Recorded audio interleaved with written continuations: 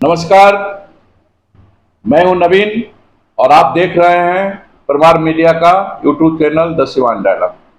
आज हम एक विशेष वीडियो लेके आए हैं। परमार मीडिया की टीम पहुंची है जगत जननी मां सीता की जन्मभूमि पुनौरा धाम। जी हाँ, पुनौरा धाम, आपने सही सुना। यह पुनौरा धाम बिहार के सीतामढ़ी जिले में स्थित है। सीतामढ़ी नगर परिषद नगर निगम क्षेत्र के अंतर्गत ही पुनौरा धाम आता है। और जैसी मान्यता है कि जब पूरा मिथिला राज अकाल से करा रहा था तो राजा जनक ने हल चलाया था, एक यज्ञ किया था। उस यज्ञ में हल चलाने की विधि थी और जब हल चलाया था तो उसी हल के से माता सीता प्रकट हुई थी। एक गगरी मिली थी, उस गगरी को जब ये किया गया तो उसमें एक बालिका का स्वरूप था और उसी क्रम में मां सीता का जन्म हुआ था। ये स्थान पुनौरा धाम है जहां राजा जनक ने हल चलाया था। परमार मीडिया की टीम ने पुनौरा धाम का दौरा किया है। हमने उस जलाशय को भी देखा जहां पोखरा हो गया है, तालाब हो गया है, जहां राजा ने हल चलाया था, माता प्रकट हुई थी। आइए सुनते हैं इस पुनौरा धाम के महत्व के बारे में मंदिर के मुख्य पुजारी का वक्तव्य। उस समय इस राज्य का नाम था मिथिला राज। ये त्रेता युग की कहानी है। हम लोग भी कोई जो है देखे हुए नहीं है, कितना बार आए होंगे, गए होंगे।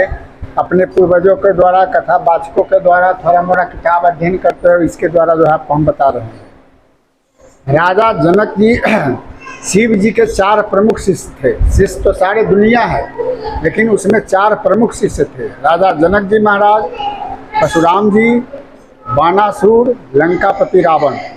शिव जी की एक बार सभा लगी जिसमें चारों शिष्य को आमंत्रित किए, जिसमें 2 शिष्य उपस्थित हुए, राजा जनक जी महाराज, लंकापति रावण।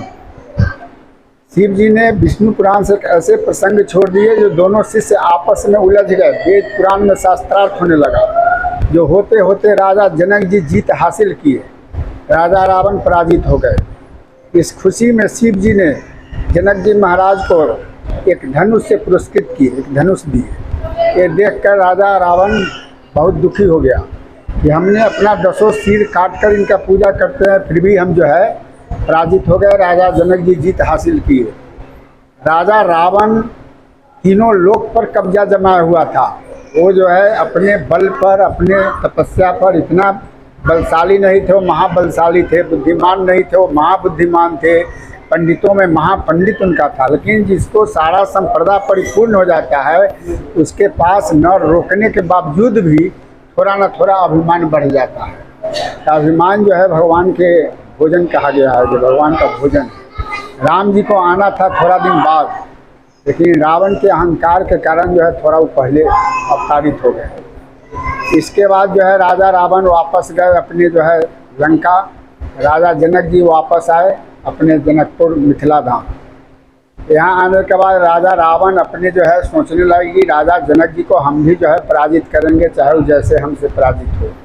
हर राजा अपने अपने राज्य में कर के रूप में कुछ न कुछ लेते हैं। राजा रावण थोड़ा अत्याचार ढंग से लेते थे। जो लोग असहाय थे, साधु संत थे, जंगल में भजन करने वाले थे, जिसके पास कुछ नहीं देने के लिए है, वैसे लोगों से वो रक्त निकाले करते थे। शरीर से रक्त लेकर कलश में घड़ा में जमा करते थे। वो कलश में जमा करते करते रक्त जो है जब घड़ा भर गया तो तहसीलदार ने रावण के पास जमा किया। ये देखकर रावण बड़ा हर्षित यानी बहुत खुशी हुआ। तहसीलदार ने बताया कि सरकार, ये खुश होने की बात नहीं है, ये बहुत दुखद समाचार है।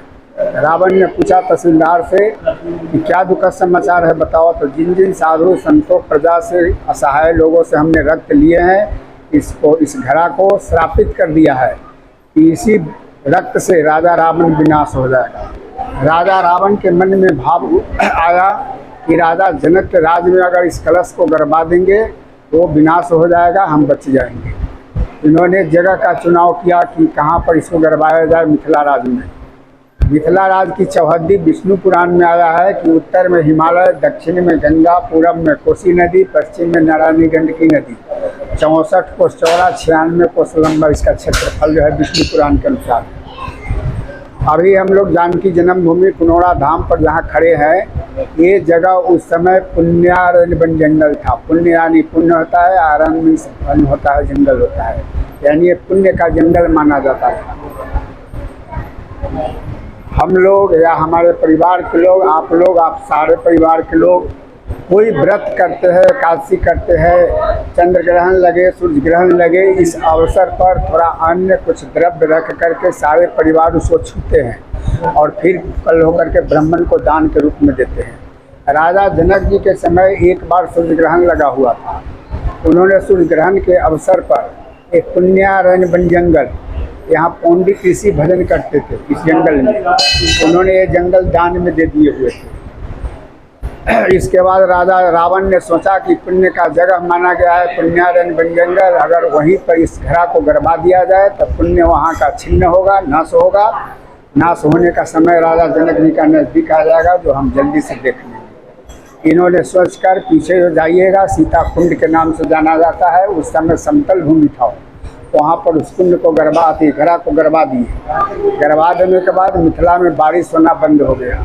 लोग रास्ता देखने लगे, अब बारिश होगी, अब बारिश होगी। देखते देखते 12 वर्ष समय निकल गया। मिथिला राज के सारे जनता एकत्र होकर के राजा जनक जी के दरबार पहुँचे और राजा जनक जी से प्रार्थना विनती किए कि सरकार, हमारे मिथिला में बारिश क्यों नहीं हो रहा है, इसके लिए कोई रास्ता निकालिए। राजा जनक जी खुद ही परेशान थे। उन्होंने बड़े बड़े ज्योतिष विद्या जानने वाले पंडितों को बुलाए और पूछे कि हमारे मिथिला में पानी क्यों नहीं बरस रहा है, इसके लिए आप लोग अपनी ज्योतिष विद्याओं के द्वारा कोई रास्ता बताइए। उसमें बड़े बड़े ज्योतिष विद्या जानने वाले पंडितों ने बताया कि राजा जनक जी अगर अपने हाथों से हल चलावेंगे तो वर्षा होने की संभावना है। उन्होंने कहा कि मेरा राज इतना लंबा, इतना चौड़ा है, सिद्ध करके जगह का नाम बताइए कि कहाँ पर हम हल चलावें। उसमें आया कि पुण्यारण्य वन जंगल में। राजा जनक जी ने कहे कि पुण्यारण्य वन जंगल सूर्य ग्रहण के अवसर पर हमने पंडित ऋषि को दान दे दिए हुए हैं, वहाँ हल चलाने के अधिकारी हम हैं नहीं, वहाँ हल हम कैसे चलावेंगे। कुछ साधु संतों ने इन्हें सलाह दिए कि चलकर पंडित ऋषि से राय विमर्श किया जाए, क्या वो कहते हैं। कुछ साधु संत कुछ प्रजा के साथ राजा जनक जी यहाँ आए और पंडित ऋषि से मिले। मिलने के बाद पंडित ऋषि कहे कि प्रजा की भलाई के लिए आपको जो भी करना है आप स्वतंत्र हैं, आप हल चला सकते हैं। अनुमति जब उनको मिल गया तो फिर जो है वापस जनकपुर गए और हल चलाने की तैयारी करके वहाँ से जो है चले। उनके साथ जो है विष्णु पुराण के अनुसार 88,000 साधु संत प्रजा पीछे पीछे लग गए। सीतामढ़ी मार्केट में एक मंदिर है जानकी स्थान के नाम से, जहाँ पर 88,000 लोगों को रुकने का, रात्रि विश्राम, भोजन, ठहरने का जगह बनाए जो है राजा जनक जी। वहाँ पर घास फूस के घर बनवाए, जिस घर को घास फूस के घर को हम लोग मिथिला में मड़ई बोलते हैं, तो मड़ई का घर बना। और यहाँ से लगभग 5-6 किलोमीटर उत्तर दिशा में हलेश्वर स्थान है, उसका पूर्व नाम बैरिया था। उस समय पैर का जंगल वहाँ ज़्यादा था। वहाँ पर उन्होंने जाकर के हल चलाने से पहले हलेष्टि यज्ञ किए और महादेव जी की शिवलिंग का स्थापना किए और वहीं से हल चलाना शुरू किए। हल चलाते हुए जब यहाँ आए सीता कुंड के पास, रावण के द्वारा जो कलश गाड़ा गया था वो हल से टकराने पर वो फूटा। उसमें से अष्ट सखी 8 लड़की के रूप में दिव्य सिंहासन सहित जो है निकली। ये देखकर राजा जनक जी स्तुति किए हुए हैं, भय प्रगट कुमारी, भूमि विदारी, जनहितकारी, भयहारी। ये स्तुति करने पर उसमें से 7 विलुप्त हो गई, धरती में दब गई और मध्य भाग की बालिका जो थी वो बच्ची रूप में रोने लगी। राजा जनक जी उसे गोद उठा लिए। उस समय से बारिश शुरू हो गया। सोचे कि यह भूमि दान दिए हुए हैं, यहाँ जो कुछ मिला ये पंडित ऋषि का होगा। तो उस बच्ची को पंडित ऋषि के गोद में डाल दिए कि सरकार ये भूमि आपको हम दान दिए हुए हैं, ये बच्ची आपकी है। पंडित ऋषि कहे कि इसका पालन पोषण हम कर नहीं पाएंगे और कर भी लेंगे तो भविष्य में कलंकित हो जाएंगे। आप राजा हैं, आप इसे संतान के रूप में स्वीकार कीजिए। और यहाँ नाम रख दिए हो पंडित ऋषि जनक पुत्री जानकी।